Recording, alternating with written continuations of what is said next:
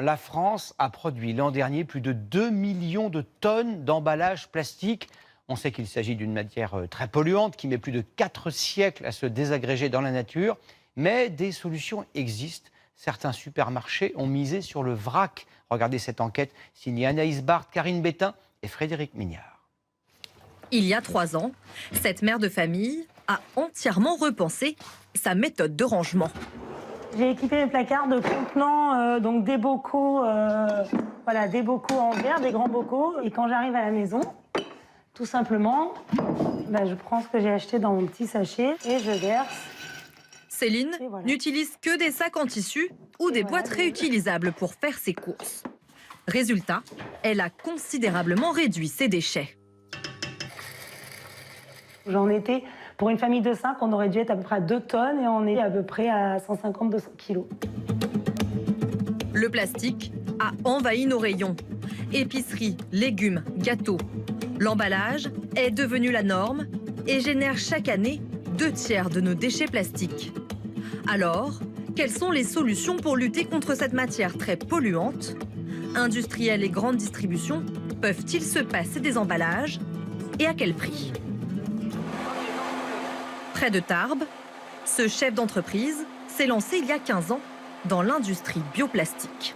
Voilà, donc ce sont des granulés qui sont faits à partir de maïs, de blé, également de fibres végétales. Et voici ce qu'il vient d'inventer, une barquette biodégradable. Commercialisée au printemps prochain, elle pourrait bien révolutionner le marché. Donc on est presque plus léger que les barquettes en plastique.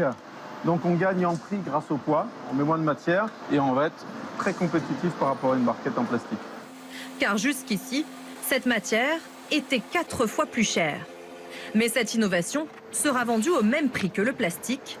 Et cela intéresse déjà les géants de la grande distribution. L'enjeu est stratégique. Être plus éco-responsable est un argument de vente. Alors, les enseignes se sont converties. Exemple dans cet hypermarché où l'on a investi dans le vrac. C'est l'une des solutions pour en finir avec le plastique jetable. Ça n'est pas une lubie nouvelle, c'est vraiment la demande profonde des consommateurs. 150 produits sont proposés aux clients, plutôt convaincus par la démarche. Si je peux éviter effectivement de consommer des emballages plastiques, je le fais. C'est important, je pense. Il faut arrêter. On nous a donné de mauvaises habitudes.